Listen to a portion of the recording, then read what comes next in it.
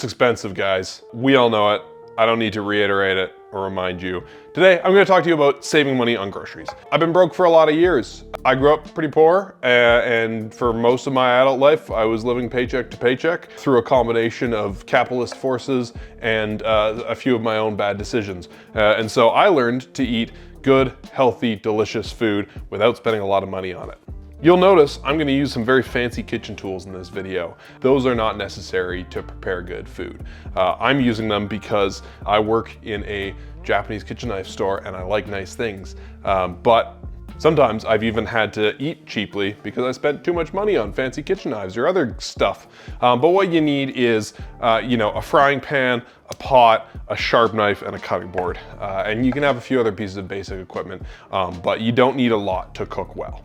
All the tips I'm gonna give you today are ones that I have taught myself, but if you have any advice on how to save money on food without just eating instant ramen all the time, leave it down below.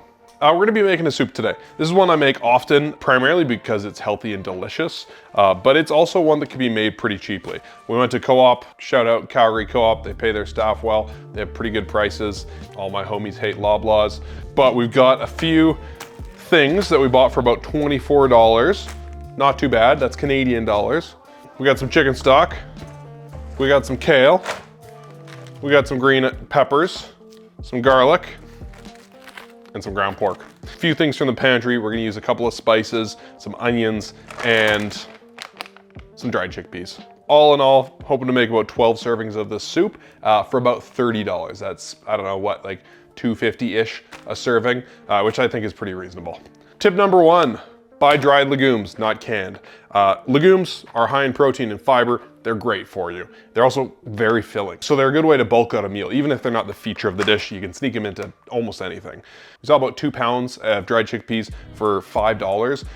For the same price, you would buy 2 of those little cans of chickpeas. So you're getting many times more chickpeas. They do require a little foresight, as do some of these steps. You wanna soak them overnight, throw them in a container, cover them in a few inches of water, and then the next day you can boil them for about an hour with some salt.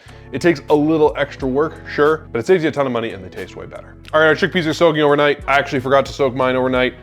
You can throw them in a pot with a bunch of water, bring it to a boil for a couple minutes and let them sit, and they'll soak in like an hour. They'll soak better if you do it overnight or a couple of days, but that works too. Don't be afraid to improvise and Google it if you don't know what to do. Tip number 2 is cheap or do it yourself. Sausages are expensive. A pack of Johnsonville is like $7 for less than a pound of sausage. This is the same weight of meat and it's $2.80. It's ground pork. It's the same thing that goes into sausage, but without the casing and without the spices. What is sausage but meat with seasonings?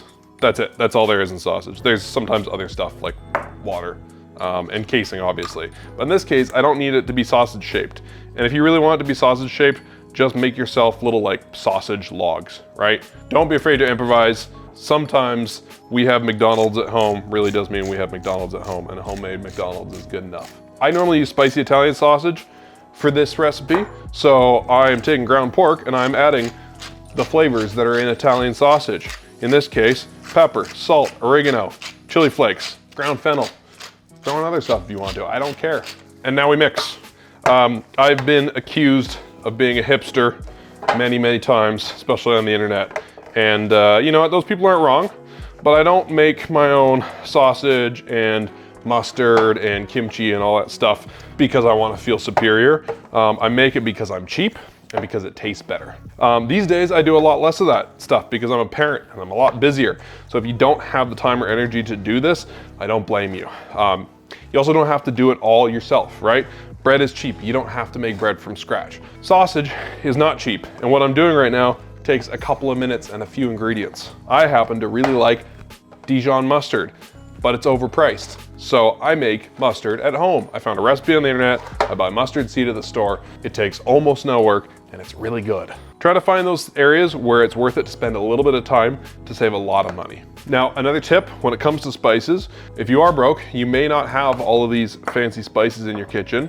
Once a week, get 1 bag of spices that you need for your collection, add it to your cart. It's a couple of bucks. Hopefully it doesn't put you over your grocery budget, and a big bag of spices will last you a long time. Over time, you'll build yourself a nice spice cabinet and you'll open up a lot of options, which means you can take the same cheap ingredients and make a lot of different flavors and a lot of different dishes with them. Also, don't buy your spices in the white people aisle. Go to the international section, or as they called it when I was a kid, the ethnic section. Basically, it's where they put all the nationalities that they don't know what to do with at the regular grocery store. They typically have bags of spices that are a lot bigger and a lot cheaper. Tip number 3, and I actually wasn't gonna include this tip because it's dumb and annoying, and it's the kind of shit people always tell you when they're trying to figure out how to save money, is buy stuff on sale. And typically I would say that is terrible advice. But you know what? I wanted to get some fennel for the soup because it is a kind of vaguely Italian soup. And fennel was like $8 a pound.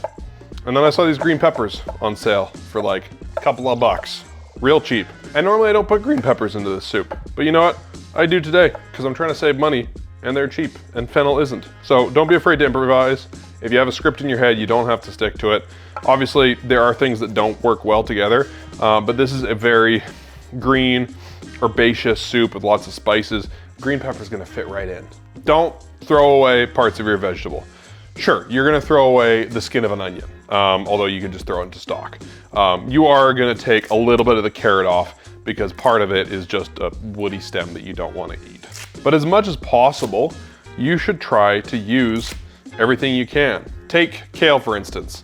These bundles of kale were about $3 a piece. Now, if you process them the way that I learned to from a French chef, you end up throwing away half of the plant.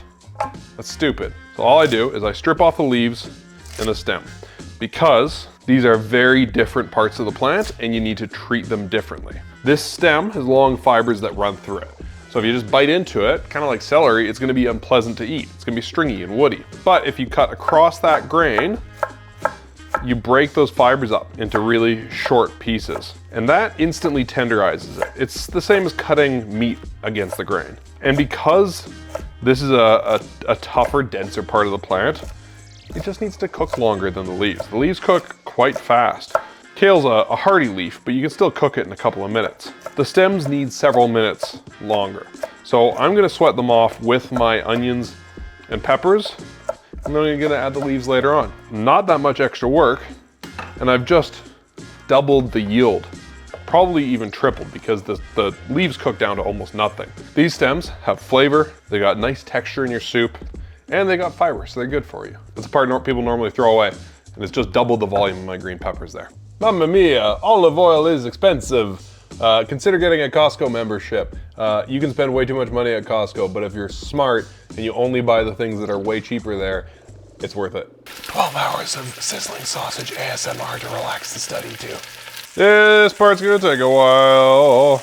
Okay, so if this soup actually looks good enough that like you want to make it yourself, it's pretty basic.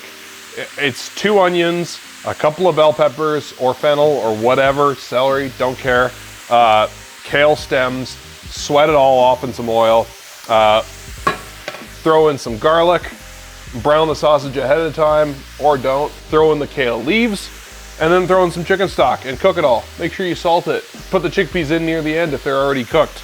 It's pretty simple. That's kind of all there is to it. You can add other spices and seasonings to it. Just chuck a little bit of wine in there if you got it, but it's a very basic recipe. It's very healthy and cheap to make. It's one of my favorites. If you're not flat broke and you have a budget to work with, or hell, even if you are flat broke, you can buy big pieces of meat and cut them down into many smaller pieces of meat, and I guarantee you're gonna save a lot of money. An expensive example would be to buy a whole strip loin for $200 at Costco, cut it into individual steaks. It's still gonna save you a ton of money compared to buying them pre-cut from the grocery store. The example that is very true to life for me, I mean, I used to do this 10 years ago, but I just did this last week. I'll buy an entire pork loin, and then I'll cut it down into pork chops, or I'll cut it thin into pork cutlets. You can also cut up a whole pork loin and throw it into 3 different marinades, or freeze it in pork chops and use a few pork chops this week, a few pork chops the next week, so you're not getting sick of eating the same thing. I typically use chicken stock for this soup. Good old Campbell's was half price at the grocery store. 2 for $5, they're on sale. This stuff can be expensive, and boxed chicken stock is maybe not the healthiest thing in the world if that's something you're trying to worry about. For years I've been telling people to make their own chicken stock, and if you have the time and the skills and it's accessible to you, you can buy whole chickens and cut them up yourselves. If you're on a budget, you might also be busy. You might also have kids. Maybe you're working 2 jobs. Maybe you can't do all that extra shit. That's fine. You can buy box stock, or you can use liquid from the chickpeas as your broth. I've never really understood why people throw out all the juice stuff that comes in the can of beans. I throw it in my chili, and it seems fine.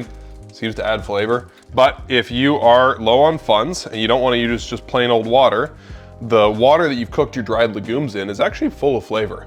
If you cook chickpeas with salt in water and you don't use too much water, it's pretty flavorful, and it makes a great kind of vegetable-based stock, or just free stock. In this case, stock was on sale, so I'm gonna go half-half, you know? We're cutting the good stuff here, and I think that's a perfectly reasonable way to go. It's a bowl of soup. It's done. Look, I love this soup. I never get sick of it. It's cheap, it's delicious. I hope you make this actual bowl of soup. If you need a better recipe, I guess leave me a comment down below. But I hope those tips helped you in your journey to spend less money on groceries. Food is a very important thing, and no matter how tough times are, it's not something anybody should have to sacrifice. And I want to help people cook better food. If you have more tips that you have learned in your years of not having a lot of money, leave them down below. I think I covered everything that I've learned over the years, but if I think of anything else, I'll make another video. And if you're not broke, go buy this shirt. It's like 30 bucks, knifeware.com. Link in the description. Good soup.